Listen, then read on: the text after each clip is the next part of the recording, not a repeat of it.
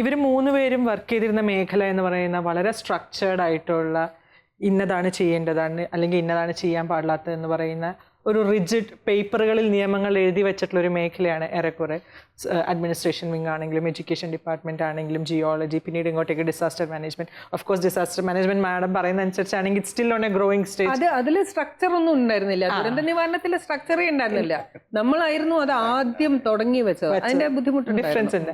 പക്ഷെ മാഡത്തിന്റെ സെക്ഷനിലേക്ക് വരുമ്പോഴത്തേക്കും മീഡിയ എന്ന് പറയുന്നത് കുറെ കൂടെ ഡൈനാമിക് ആയിട്ടുള്ള, കുറെ കൂടെ ഇംപ്രൂവ്ഡ് ആയിട്ടുള്ള, നമ്മൾ അപ്പോൾ കാര്യങ്ങൾ ചെയ്ത് ശരിയാക്കിയെടുക്കേണ്ട ഒരു മേഖലയിലേക്ക് എത്തുമ്പോൾ അലിഖിതമായ കുറെ നിയമങ്ങൾ അവിടെ നിലനിൽക്കുന്നു. പുരുഷ നിർമ്മിതമായ നിയമങ്ങൾ എന്നും കൂടെ പറയേണ്ടിയിരിക്കുന്നു. കാരണം അന്നത്തെ കാലത്ത് തുടങ്ങിയ കാലഘട്ടങ്ങളിൽ സ്ത്രീ സാന്നിധ്യം വളരെ മിനിമലായിരുന്നു. അപ്പോൾ അത്തരത്തിലുള്ള ഒരു ജേർണലിസം പോലെയുള്ള ഒരു മേഖല തിരഞ്ഞെടുക്കുമ്പോൾ ഡേ ടു ഡേ ലൈഫിൽ നമ്മൾ ഫേസ് ചെയ്യേണ്ടി വന്നിട്ടുള്ള ചലഞ്ചസ് നിസ്സാരമായിരിക്കില്ല. എങ്ങനെയായിരുന്നു അത് മാനേജ് ചെയ്തിരുന്നത്? വാസ്തവത്തിൽ മാധ്യമരംഗത്തേക്ക് ഞാനങ്ങ് കടന്നു വന്നതൊന്നും ആയിരുന്നില്ല. ഞങ്ങളുടെ ഒരു കുടുംബ പശ്ചാത്തലം എന്ന് പറയുന്നത് തീർച്ചയായിട്ടും കമ്മ്യൂണിസ്റ്റ് പാർട്ടിയുമായി ബന്ധപ്പെട്ട് അതാണ് വീട്ടിലെ ഒരു അന്തരീക്ഷം. അപ്പം അന്ന് നിലവിൽ ഏറ്റവും പ്രചാരത്തിലിരുന്ന പത്രം എന്ന് പറയുന്നത് ജനയുഗം. അപ്പം ജനയുഗത്തിനാണെങ്കിൽ വാരികയുണ്ട്, സിനിരമയുണ്ട്, ബാലയുഗമുണ്ട്. അങ്ങനെ ഒരുപാട് വെറൈറ്റി ആയിട്ടുള്ള ഒരു പരീക്ഷണം മാധ്യമരംഗത്ത് കേരളത്തിൽ, മലയാളത്തിൽ ആദ്യം നടത്തുന്നത് ജനയുഗം സ്ഥാപനമാണ്. അപ്പം അത് വായിച്ച് വളർന്ന് അങ്ങനെ ആ അന്തരീക്ഷത്തിലാണ് പിന്നെ ഒരു മാധ്യമത്തെ ഞാൻ നോക്കിക്കാണുന്നത്. പഠിത്തമൊക്കെ കഴിഞ്ഞു, വിദ്യാർത്ഥി രാഷ്ട്രീയത്തിലൊക്കെ വന്നു.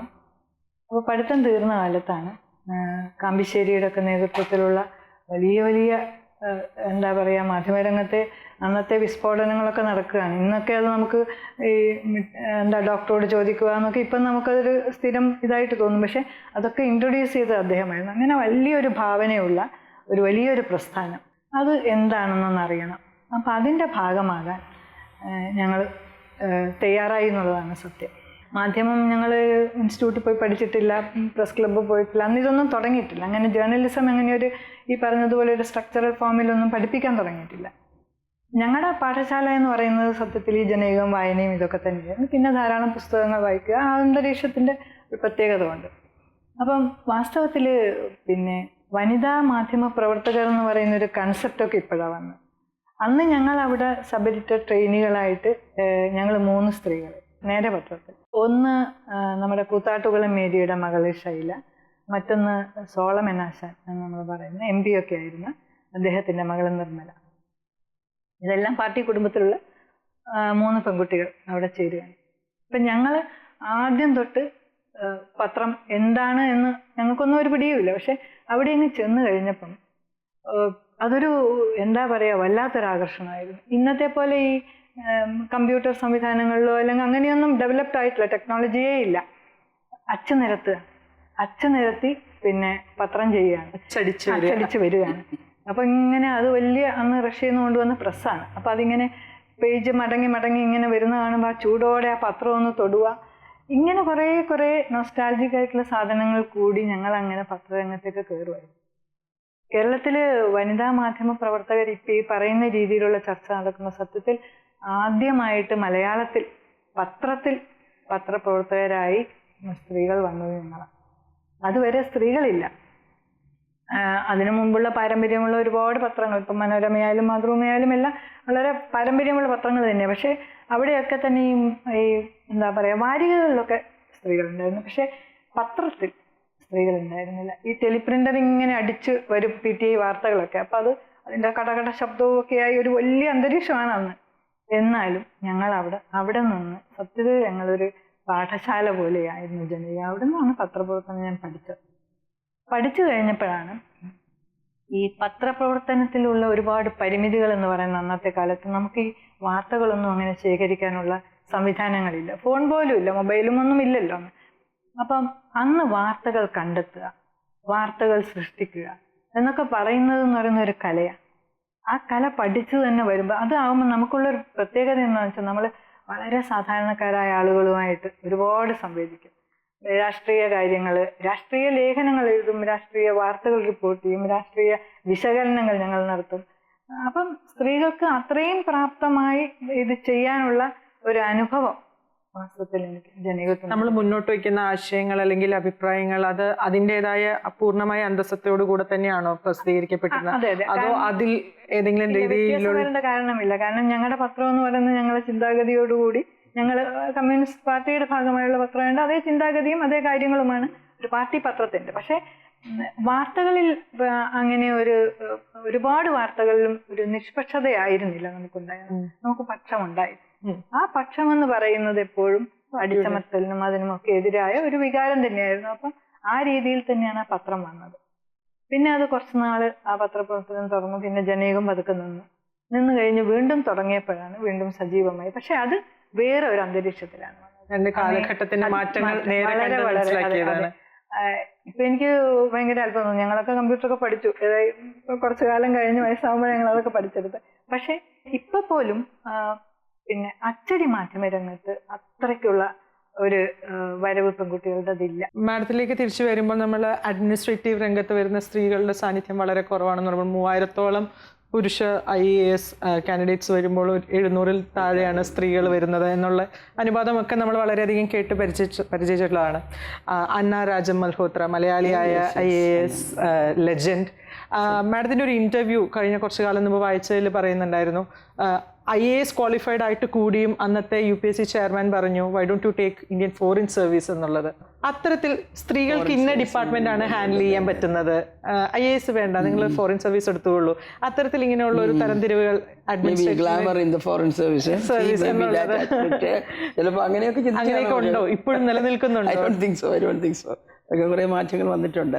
എനിക്ക് തോന്നുന്നത് ഈ സർവീസസിൽ അഡ്മിനിസ്ട്രേറ്റീവ് സർവീസസിൽ കയറിയാൽ എനിക്ക് തോന്നുന്നു എനിക്ക് ഒരു തിരിച്ചറിവും ഞാൻ ഏറ്റവും കൂടുതൽ പഠിച്ചതും ഒരു വിസ്മയത്തോട് ഞാൻ പഠിച്ചത് മനുഷ്യാവകാശങ്ങളെ കുറിച്ചാണ്. സത്യത്തിൽ എൻ്റെ എൻറ്റയർ കരിയർ ഒരു മനുഷ്യാവകാശങ്ങൾ എങ്ങനെ സംരക്ഷിക്കണം, അതിൻ്റെ എൻ്റെ ഉത്തരവാദിത്വം എന്ത് എന്ന് എന്നെ പഠിപ്പിച്ച ഒരു സർവീസാണിത്. ഇപ്പോൾ ഞാൻ പറഞ്ഞല്ലോ 78-ലാണ് ഞാൻ സർവീസ് അവസാനങ്ങളിലാണ് എൻ്റെ ട്രെയിനിങ് ഒക്കെ തുടങ്ങിയത്. ഞാനങ്ങ് ആക്ച്വൽ ഫീൽഡിലേക്ക് ഇറങ്ങിയത് 81-ലാണ് ഞാൻ ആക്ച്വൽ പോസ്റ്റിംഗ് ആയതും. ആലപ്പുഴയാണ് ഞാൻ RDO സബ് സെക്രട്ടറിക്ക് ജോയിൻ ചെയ്തത്. അപ്പോൾ അതുവരെ ഞാനൊരു ഏതാണ്ട് ഒരു കംഫർട്ടബിൾ സോണിലാണ് ഞാൻ കംഫർട്ട് സോണിലാണ് കഴിഞ്ഞുകൊണ്ടിരുന്നത്. എനിക്ക് എൻ്റെ ചുറ്റുപാടുമായിട്ട് മാത്രമേ എനിക്കുണ്ടായിരുന്നുള്ളൂ. പക്ഷേ ഈ രംഗത്ത് ട്രെയിനിങ്ങിൻ്റെ സമയത്തായാലും ആക്ച്വൽ സർവീസ് തുടങ്ങിയപ്പോഴൊക്കെ ശരിക്കും നമുക്ക് മനുഷ്യാവകാശങ്ങളെക്കുറിച്ച് പഠിക്കാനുള്ള അനുദിനം പഠിക്കുവാനുള്ള അവസരങ്ങളാണ് കിട്ടിക്കൊണ്ടിരുന്നത്. ഞാനിപ്പോഴും ഓർക്കും, നമ്മുടെ ഓഫീസുകളിലെ ട്രെയിനിങ്ങിൻ്റെ സമയത്ത് നമ്മൾ വില്ലേജിൽ പോയി വില്ലേജ് ഓഫീസിൽ ട്രെയിനിങ് തുടങ്ങും, താലൂക്ക് ഓഫീസിൽ, അങ്ങനെയൊക്കെ ഓരോ ലെവലിലൊക്കെ പഠിക്കണം. അപ്പോൾ ഏറ്റവും കൂടുതൽ ഞാൻ പഠിച്ചത് വില്ലേജ് ഓഫീസിലെ ഒരു മാസത്തോളം ട്രെയിനിങ് ഉണ്ട്. അവിടെ വരുന്ന ആളുകളുടെ പ്രശ്നങ്ങളാണ് നമ്മൾ മനസ്സിലാക്കുക. ഇങ്ങനെയൊക്കെ പ്രശ്നങ്ങളുണ്ടോ അപ്പോഴാണ് നമ്മൾ അറിയുന്നത്. അപ്പോൾ ഞാൻ ആലപ്പുഴ ജോലി ചെയ്യുന്ന സമയത്താണ്, അവിടെ ആലപ്പുഴ വലിയൊരു സൗകര്യങ്ങൾ അധികമുള്ള ഒരു ഡിസ്ട്രിക്റ്റ് അല്ല. അപ്പോൾ പ്രത്യേകിച്ചും ആലപ്പുഴ ജില്ല എന്ന് പറയുമ്പോൾ എൻ്റെ സബ് ഡിവിഷനിൽ വളരെയധികം പട്ടിണി പാവങ്ങളും പ്രയാസങ്ങളുള്ള ഒരു സ്ഥലമാണ്. വെള്ളപ്പൊക്കം, കടലാക്രമണം, പിന്നെ വള്ളംകളി, പിന്നെ അടിപിടി, പിന്നെ പ്രശ്നങ്ങൾ, തൊഴിൽ പ്രശ്നങ്ങൾ, കോളേജ് സ്കൂളിലെ കുട്ടികളുടെ വിദ്യാർത്ഥി, അങ്ങനെ ധാരാളമുള്ള ടൈമായിരുന്നു. ഞാൻ ഇപ്പോഴും ഓർക്കുന്നത്, രാത്രി ഒരു ദിവസം അറൗണ്ട് ഒരു 10 മണിയോടുകൂടെ കളക്ടർ എന്നെ വിളിച്ച്, പ്രായം ചെന്നൊരു വ്യക്തിയായിരുന്നു, വളരെയധികം അറിവും സ്നേഹസമ്പന്നമായ മനുഷ്യനായിരുന്നു. അപ്പോൾ അദ്ദേഹം വിളിച്ച് പറയുന്നു, അമ്പലപ്പുഴ ഭയങ്കരമായിട്ടുള്ള കടലാക്രമണമുണ്ട്, അവിടെ ആളുകളെ മാറ്റി താമസിപ്പിക്കണം. അപ്പോൾ എന്നോട് പറഞ്ഞു അവിടെ ഉടനെ പോകണം. അപ്പോൾ ഉടനെ എവിടെ നോക്കിയോ ഡ്രൈവറിനൊക്കെ വിളിച്ചു വരുത്തി. ആ സമയത്ത് ഞങ്ങളുടെ ഡ്രൈവർ കൂടെ ഇല്ല. അപ്പോൾ പെട്ടെന്ന് വിളിച്ചു വരുത്തി ഞങ്ങൾ അങ്ങോട്ട് പോവുകയാണ്. പെട്ടെന്ന് അപ്പോൾ കൂടെ സഹായിക്കാനായിട്ട് വേറൊരു താലൂക്കിലെ തഹസിൽദാരും എൻ്റെ കൂടെ വരികയാണ്. ചേർത്തല തഹസിൽ അമ്പലപ്പുഴ താലൂക്കിലേക്ക് എൻ്റെ കൂടെ സഹായിക്കാനായിട്ട് വരികയാണ്. ഞങ്ങളവിടെ അമ്പലപ്പുഴ പോയപ്പോൾ ഞങ്ങളെ നിൽക്കേണ്ടത്, കാറ് നിർത്തുന്നത് അമ്പലപ്പുഴ പോലീസ് സ്റ്റേഷനിലാണ്. പോലീസ് സ്റ്റേഷനിൽ ലൈറ്റില്ല, കറണ്ടില്ല. പോലീസുകാരൊക്കെ ഉറങ്ങി കിടന്നു, ലുങ്കിയൊക്കെ കൊടുത്ത് കിടന്നു കഴിഞ്ഞു. 2 പാറാവുകാർ അവരും ഹാഫ് യൂണിഫോമിൽ നിൽക്കുന്നു. ഞങ്ങളവിടെ ചെന്നു. അപ്പോൾ എൻ്റെ കൂടെ എൻ്റെ ഹസ്ബൻഡും കൂടെ വന്നു, കാരണം ഈ പാതിരേക്ക് ഒറ്റയ്ക്ക് പോകേണ്ടത്. അപ്പോൾ എൻ്റെ കൂടെ ഡ്രൈവറും എൻ്റെ ഹസ്ബൻഡും ഞാനുമാണ് ഉള്ളത്. ഞങ്ങൾ ഇറങ്ങി പോലീസ് സ്റ്റേഷനോട് ചെല്ലുമ്പോൾ അവരൊക്കെ ഞങ്ങളാണ് വിളിച്ച് ഉണർത്തുന്നത്. അതേ ഭയങ്കരമായിട്ട് കടലാക്രമണം, വീടുകളുടെ അരിവ് വരെ ഇങ്ങനെ ഒരുതരം, അതവർ പറയുന്നത് അറപ്പൻ കടൽ എന്നാണ്. അപ്പോൾ ഈ ഓരോ തിര വരുമ്പോൾ ഈ കര ഇങ്ങനെ മുറിച്ചു കൊണ്ടുപോകുന്നു, അതാണ്. അപ്പോൾ ഞാനിത് കണ്ടിട്ടില്ല, കേട്ടിട്ടില്ല ഇങ്ങനത്തെ പരിപാടി. ഞങ്ങൾ ഉടനെ അങ്ങോട്ട് പോകും. കുറ്റാക്കൂര് ഇരുട്ട്. ഇത് ഏത് വർഷം? This is in 82. അപ്പോൾ ഇങ്ങനെ അപ്പോൾ പോലീസുകാർ പെട്ടെന്ന് ചാടി എണീറ്റ് ഡ്രസ്സൊക്കെ ചെയ്തു. ടോർച്ചേ ഉള്ളൂ, ഞങ്ങളുടെ കയ്യിൽ ടോർച്ചും ഇല്ല. ടോർച്ചുമായിട്ട് ഞങ്ങൾ ഇങ്ങനെ നടന്നു പോവുക. ഈ മരങ്ങൾ തെങ്ങാണെങ്കിൽ ഞങ്ങൾ മുഖത്തോട്ടടിക്കുക. കാരണം അത്രയ്ക്ക് കാറ്റാ. ഈ കാറ്റടിക്കുമ്പോൾ തലയിലടിക്കുന്നു. ഞാൻ കുടയിൽ പിടിച്ചിട്ട് കാര്യമില്ല. ഭാഗ്യത്തിന് ഞാനൊരു കട്ടിയുള്ള ഷോൾ എടുത്തു. അതുകൊണ്ട് ആ ഷോളാണ് എൻ്റെ കംപ്ലീറ്റ് മുഴുവൻ നനയാതെ എന്നെ രക്ഷിച്ചത്. ആ ഒരു ഷോൾ നനഞ്ഞു. ബട്ട് എനിവേ ഞങ്ങൾ ഓരോ വീടുകളിൽ അവിടെ ചെന്നു ആളുകളെ വിളിച്ചുണർത്തുമായിരുന്നു. അപ്പോൾ ഒരു വശത്ത് പോലീസ് ഓടുന്നു, എൻ്റെ കൂടെ വന്ന വേറെ ഒരാൾ കൂടെ ഉണ്ടായിരുന്നു. അയാളും കൂടെ പെട്ടെന്ന് ഓടി വന്നു. തഹസിൽദാരുണ്ട്. അല്ലെങ്കിൽ ഞങ്ങൾ ഒരു കുടിലങ്ങോട്ട് ചെന്നപ്പോൾ അരികിലാണ്. കാരണം ആ കുടിൽ ഒരു 5 മിനിറ്റ് കഴിഞ്ഞെങ്കിൽ അത് തകരും. പക്ഷെ അതിനകത്ത് ഒരു വല്യമ്മ കിടന്ന് ഉറങ്ങുന്നു. അവരറിഞ്ഞിട്ടില്ല. ഒരു കുഞ്ഞു വിളക്ക് ഒരു മൂലയ്ക്കിരിക്കുന്നു. ഞാൻ ആ ഒരു കുടിൽ ആദ്യമായിട്ടാണ് ഞാൻ കാണുന്നത്. അതിൻ്റെ അകത്ത് നല്ല ചൂട്. ഈ പുറമേ എൻ്റെ പല്ലിട്ടടിക്കുകയാണെങ്കിൽ തണുത്തിട്ട് ആ തണുപ്പൊന്നും അതിനകത്ത് അറിയുന്നില്ല. അതുപോലെ നല്ല സുഖകരമായിട്ടൊരു ചൂട് അതിനകത്ത്. ഞങ്ങൾ ആ വല്യമ്മയെ തണുത്തി ഉണർത്തി. അവരെനിറ്റിപ്പോൾ ഞാൻ പറഞ്ഞു ദേ നിങ്ങൾ പെട്ടെന്ന് ഇറങ്ങുക, കാരണം ഞങ്ങൾക്ക് കാണാം ഇത് ഇടിയുന്നു. പുറത്ത് ലൈറ്റ് കാണിച്ചപ്പോൾ ഇടിയുന്നു. അവരെ പിടിച്ചങ്ങോട്ട് ഇറക്കി. അവർ പെട്ടെന്ന് ഒരു ചെറിയൊരു എന്തോ ഒരു സാധനം കെട്ടി അവർ ഇറങ്ങി. എന്നിട്ട് എന്നോട് ചോദിക്കുന്ന കൈ കുത്തി പറഞ്ഞു, എന്നെ വിളിച്ചുണർത്താൻ അമ്മ വന്നു എന്നാണ്. എനിക്ക് തോന്നുന്നു ആ സമയത്ത് എനിക്ക് അവരെ കൊച്ചുമകളുടെ പ്രായം, ഇത്രയ്ക്ക് അവരെ വളരെ പ്രായമുള്ള സ്ത്രീയാണ്. അവർക്കത് എന്താ പറയുന്നത്, she could not believe it. ഇങ്ങനെ ഒരു ഉദ്യോഗസ്ഥ വന്ന് അവരെ വിളിച്ച് ഉണർത്തുന്നു. ഞങ്ങൾ ഇവരെയൊക്കെ പിടിച്ച് അപ്പോഴത്തേക്കും എല്ലാവരും ഓടിച്ച ആളുകളൊക്കെ കൊണ്ടുപോയി. അവരെ ഞങ്ങളെ കൊണ്ടെത്തിച്ചു. എല്ലാവരും സ്കൂളിലേക്ക് അപ്പോൾ തുറന്നു, പോലീസ് സ്റ്റേഷനിലും അങ്ങനെയൊക്കെ പല സ്ഥലങ്ങളിൽ കൊണ്ടെത്തിച്ചത്. ഞാൻ പറയുന്നത് അവരെ ജീവിക്കാനുള്ള അവകാശമാണ്, അത് സംരക്ഷിക്കാനുള്ള ഒരു ചുമതല എനിക്കുണ്ട്. അങ്ങനെയുള്ള ഒത്തിരി അനുഭവങ്ങൾ ഈ കുട്ടികളുടെ സമരത്തിൻ്റെ സമയത്തായാലും അവരോട് സംസാരിച്ച് പ്രശ്നങ്ങൾ തീർക്കുമ്പോഴും, അതുപോലെ തന്നെ തർക്കങ്ങൾ ഉണ്ടാകുമ്പോൾ വന്ന് ചെന്ന് കാർഷിക രംഗത്ത് കുട്ടനാട് ഇഷ്ടംപോലെ പ്രശ്നങ്ങളാണ്. ഓരോ ദിവസവും നമുക്ക് ഒരു നേരവും അടങ്ങിയിരിക്കാൻ സാധിക്കുക. ഞാൻ ആ 4 വർഷം ഒരു ഒറ്റ സിനിമയിൽ പോലും കാണാൻ സാധിക്കാത്ത സിനിമ ഇഷ്ടപ്പെട്ടെങ്കിലും നമുക്ക് എപ്പോൾ വേണമെങ്കിലും ഏറ്റവും രാജകീയ സൗകര്യങ്ങൾ തന്നുകൊണ്ടിരുത്തുന്ന സൗകര്യങ്ങൾ ഉണ്ടായിട്ട് പോലും കാണാൻ പറ്റില്ല. ഒരിക്കൽ എൻ്റെ സിസ്റ്ററൊക്കെ എൻ്റെ ചേച്ചിയൊക്കെ വന്നപ്പോൾ, മൂത്ത ചേച്ചി വന്നപ്പോൾ സിനിമ കാണാൻ പോകുന്നു. ഞങ്ങൾ രണ്ടുപേരും സിനിമ കാണാൻ വളരെ സന്തോഷമായിട്ടങ്ങ് പോയി. ഇൻ്റർവെൽ ആകുന്നതിന് മുമ്പ് എന്നെ വിളിച്ചു. കാരണം കുറേ ആളുകളെ അടിപിടി കേസിൽ പിടിച്ചു കൊണ്ടുവന്നിട്ടുണ്ട്. ഇപ്പോൾ 107 കേസ് എന്ന് പറയും, 100 സെക്ഷൻ 107 പൊതു സമാധാനത്തിന് വിഘ്നം സൃഷ്ടിക്കുന്ന കേസ് ഉണ്ടാകുമ്പോൾ കൂട്ടത്തോടെ പിടിച്ചുകൊണ്ട് വരും 2 കൂട്ടരെ. അപ്പോൾ 2 കൂട്ടരെ, ഒന്ന് റൈറ്റും ഒന്ന് ലെഫ്റ്റും, ഒന്നും അല്ലാറ്റോസ് RSS ഒരു ഗ്രൂപ്പും, മറ്റത് CPM-ൻ്റെ ആൾക്കാരായിരുന്നു. അപ്പോൾ 2 കൂട്ടരെയും പിടിച്ച് അവരെ റിമാൻഡ് ചെയ്യണം. അപ്പോൾ ഞാൻ തന്നെ പോകണം. അപ്പോൾ ആ സിനിമ അതോടെ കഴിയും. പിന്നെ ഞാൻ ഒരിക്കലും ധൈര്യപ്പെട്ടിട്ടില്ല സിനിമ കാണാനായിട്ട്. അന്ന് കളക്ടറായിരുന്നു? അല്ലല്ല, സബ് കളക്ടർ, ജസ്റ്റ് അസിസ്റ്റന്റ് കളക്ടറിൻ്റെ സ്റ്റൈലിൽ. അപ്പോൾ നമ്മളതൊക്കെ എടുത്ത് ചെയ്യുന്നത്. അപ്പോൾ നമുക്ക് ഒരിക്കലും പീസ്ഫുള്ളായിട്ട് ഇരിക്കാൻ പറ്റില്ല. പക്ഷേ ഇതിൻ്റെ ഉള്ളിൽ ഇവരോടൊക്കെ നിങ്ങളെ ഉപദ്രവിച്ചോ എന്ന് ചോദിക്കുമ്പോൾ ഞാൻ എപ്പോഴും അവരെ മുഖത്ത് നോക്കും. നിങ്ങൾ പോലീസിനെ ഭയന്നിട്ടാണോ? അല്ല, അടിച്ചില്ല എന്ന് പറയുന്നത്. പലപ്പോഴും ഞാൻ എൻ്റെ കൂടെയുള്ള ബെഞ്ച് ക്ലാർക്കോട് പറയും, അവരെ ഒന്ന് പരിശോധിക്കുക, മാറ്റി നിർത്തി ചോദിക്കുക എന്ന് പറയും. എനിക്ക് തോന്നുന്നില്ല ഒരു പുരുഷനും അത് ചോദിക്കുമെന്ന്. റിമാൻഡ് ചെയ്യുമ്പോൾ നിങ്ങൾ ഉപദ്രവിച്ചോ എന്തെങ്കിലും ഇവിടെ ആരെങ്കിലും ജയിലിൽ ഉണ്ടായി റിമാൻഡ് പോയിട്ടുണ്ടെങ്കിൽ അറിയാം, അവർ ചോദിക്കും.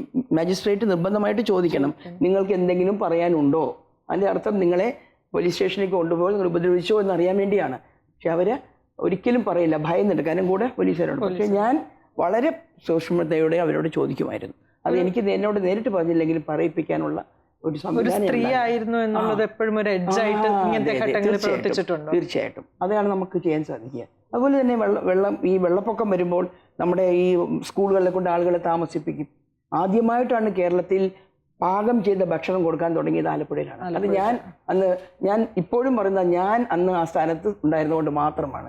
കാരണം അതുവരെ കേരളത്തിലെ സമ്പ്രദായം എന്ന് വെച്ചാൽ ഈ സ്കൂളുകളിൽ വന്ന് അഭയം തേടുന്നവർക്ക് പച്ചയായിട്ടുള്ള ചെറുപയറും അരിയും പയറും കൊടുക്കും. അവർ നേരെ കൊണ്ടുപോയി അടുത്തുള്ള ചായക്കടയിൽ കൊടുത്തിട്ട് അവിടെ നിന്ന് ബണ്ണും പഴവും വാങ്ങിക്കും. എത്രയാണ് കിട്ടുക അവർക്ക്? അവരെ നല്ലപോലെ ചൂഷണം ചെയ്യും. അപ്പോൾ എത്ര അരിയും പയറും കൊടുത്താലും അവർക്ക് പാകം ചെയ്യാൻ പറ്റുന്നില്ല. അതുവരെ ആരും ചിന്തിച്ചിട്ടില്ല. അത് ഞാൻ നോക്കിയപ്പോൾ നനഞ്ഞ തറയിൽ നനഞ്ഞ മേശപ്പുറത്ത് കുത്തിയിരിക്കുകയാണ് അവർ. ആടുമുണ്ട്, കോഴിയുണ്ട്, എല്ലാം അവരുടെ കൂടെയുണ്ട്. അവരെങ്ങനെയാണ് അവർ പാകം ചെയ്ത് കഴിക്കുക? ആദ്യമായിട്ട് ഇത് പുറത്തൊരു സ്ഥലത്ത് ചോറും സാമ്പാറും അല്ലെങ്കിൽ കഞ്ഞിയൊക്കെ ആക്കി ഞങ്ങൾ കൊണ്ടു കൊടുക്കുകയായിരുന്നു ചെയ്യുന്നത്. അപ്പോൾ എനിക്ക് തോന്നുന്നത് അങ്ങനെയുള്ള ഒരുപാട് കാര്യങ്ങൾ ഒരു സ്ത്രീ എന്ന നിലയ്ക്ക് എനിക്ക് തീർച്ചയായിട്ടും. ഞാൻ ചെന്ന ജോലി ചെയ്യുന്ന സമയത്ത് ആ ഓഫീസിൽ ഒറ്റ ടോയ്ലറ്റ് ഇല്ലായിരുന്നു പെൺകുട്ടി സ്ത്രീകൾക്ക്. ടോയ്ലറ്റേ ഇല്ല. പുരുഷന്മാരെവിടെയെങ്കിലും ഇപ്പോൾ കാര്യം സാധിക്കും. സ്ത്രീകൾക്ക് ഇത്രയും സ്ത്രീകളുള്ള ഒരു RDO ഓഫീസിൽ ടോയ്ലറ്റ് ഇല്ല. അപ്പോൾ വള്ളംകളിയുടെ പൈസ എടുത്ത് ഞങ്ങൾ ഒരെണ്ണം പണിതു. എല്ലാവർക്കും ഭയമായിരുന്നു വള്ളംകളി ഓഡിറ്റ് വന്നാൽ പിടിച്ചോ. ഞാൻ പറഞ്ഞു വള്ളംകളി നമ്മൾ സംവിധാനം ചെയ്യുന്ന എൻ്റെ ഈ ഓഫീസിലാണ്, ഇവിടെയുള്ള സ്റ്റാഫിന് ടോയ്ലറ്റിലേക്ക് എവിടെയാണ് ടോയ്ലറ്റ് ഉണ്ട്, പിടിക്കുമ്പോൾ എന്നെ പിടിച്ചോട്ടെ എന്ന് പറഞ്ഞാൽ പോലെ എഴുതി വെച്ചു. ഭാഗ്യത്തിന് ആരും ചോദിക്കാൻ വന്നില്ല. ബട്ട് ഐ എം സേയിങ്, ഒരു സ്ത്രീ എന്ന നിലയ്ക്ക് അത് DPI ഓഫീസിൽ ഞാൻ ചെയ്തിട്ടുണ്ട്. നമുക്ക് സ്ത്രീകളുടെ ആവശ്യങ്ങൾ പരിഗണിക്കാനും അത് ശ്രദ്ധിക്കാനും ഒരു സ്ത്രീക്കേ സാധിക്കൂ.